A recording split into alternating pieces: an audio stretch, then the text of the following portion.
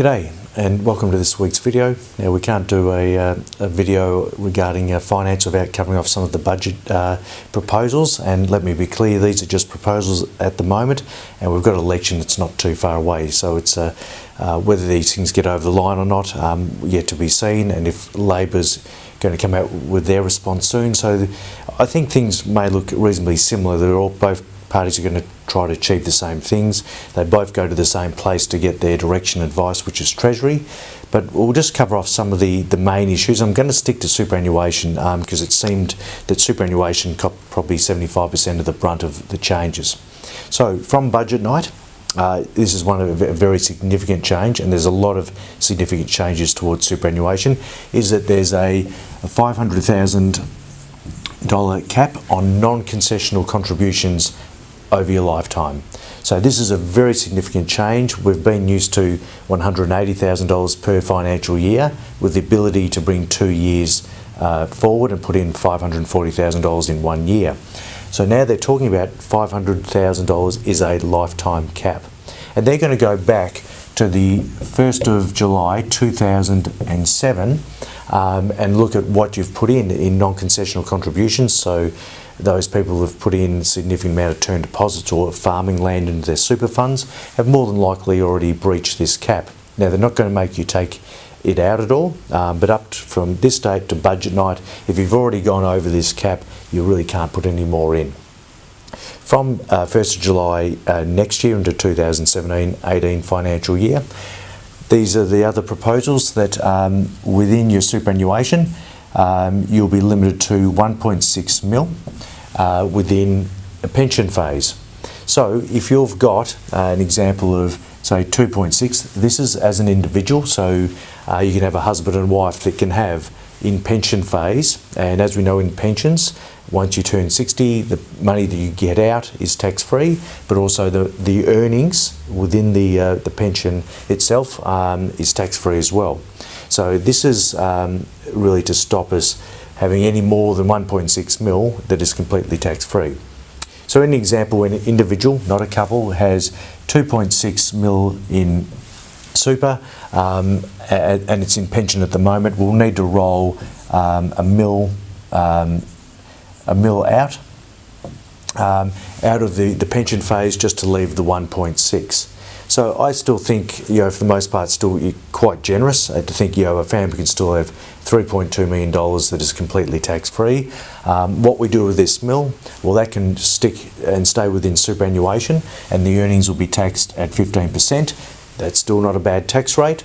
Or if you don't have much income outside in your own names, that mil can come out, and you can be earning around $25,000 once you're 65 plus before you pay any tax. So you can still have significant assets outside. So this gets us start to think about what structures we use moving forward. Do we start to use discretionary trusts or companies to hold other assets? So that's another big change.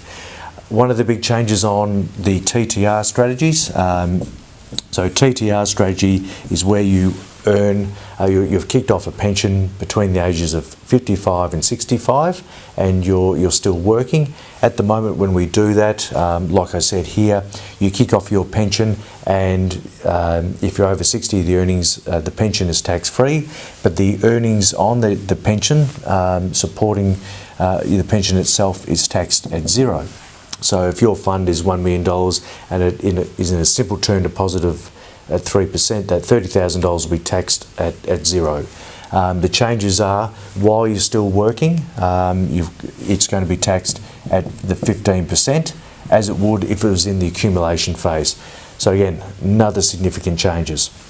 Concessional contribution caps, you'll be aware of the $30,000 for people that are under age 50 and $35,000, okay, $35,000 for those that are over 50. From July next year, that's going to come down to $25,000 neat across the board.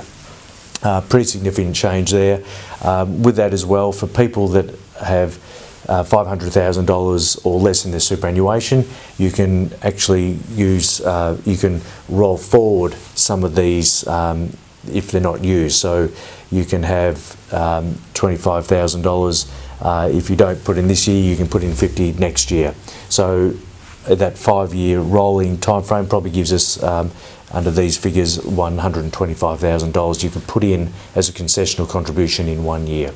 So that might work for farms that have a clearing sale or something like that, where you'd save them up to a big point like that. Most of these negatives, they're going to essentially put more revenue back into the government's coffers, and that's what they're after. Tax deductions, a big change there, where you had to be really substantially self-employed to get a tax deduction, or not working at all to get a tax deduction, where you could get to the end of the financial year. What sort of year did I have? Oh, good year, better put in your $35,000 into superannuation. So if you were working, 10% of your income came from employment status, you didn't get that luxury. You had to use salary sacrifice. So that's going to be abolished. So really anyone can put money into superannuation up to these new limits, which includes your employer contributions as well. Anyone can put in, oh geez, had a good year, had some capital gains, put in 10 grand and get a tax deduction. So that's really quite fair. One of the other issues is the work test. For those aged between 65 and 74, you had to meet the work test to put money into superannuation, which is 40 hours over a 30-day time frame. So that's now gone. So again, that's a really good news one. There's an extra tax, and has been for quite some years, that once you have earnings of over $300,000, any money you put into superannuation was actually taxed at 30% and not 15%. So this figure has now been brought down to 250. So you earn over 250, your super contributions where you're claiming a tax deduction can be taxed at 30%. One of the last ones, because this was always going to be a bit of a longer video, which I try to avoid, is the spouse contribution. So if previously, if your partner earned $10,800 as a wage, and you would put $3,000 into their superannuation fund, you would get a rebate of 18%, not dollars, percentage, which is about $540 worth of value. So this spouse contribution's nothing new. 3 grand, 18% return, happy days, really good result. This figure's now gone from 10,800 up to about 37 grand. So a nice one there for individuals, for whatever reason, not earning above 37 grand. You can take advantage of that by putting that's a non-concessional contribution into your spouse's super fund, and getting $540 as a tax rebate. So it's not cash into your pocket, it's a cash tax rebate. From a marginal tax rate point of view, it's the only other area I'll touch on, that the tax rate from $37,000 up to $80,000 has now changed from 37 to 87. So I hope that was a help. There was a huge amount in the budget from a superannuation point of view. Again, they're only just proposals. If you liked the video and got some value, can you please give me a thumbs up and subscribe if you'd like. We'll really appreciate your support, and we'll catch up next week. Thanks very much.